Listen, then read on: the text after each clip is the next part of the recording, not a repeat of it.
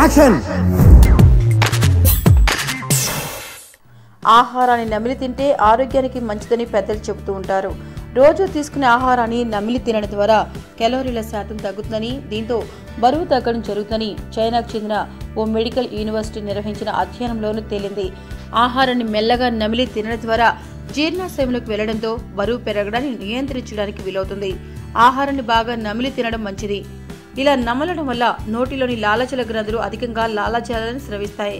ఈ లాలాజలానికి శరీరంలోని ఆమ్లాన్ని తగ్గించే గుణం ఉంటుంది. అందుకే హడావుడిగా కాకుండా ఆహారాన్ని బాగా నమిలి తినడం ఎంతో మంచిది.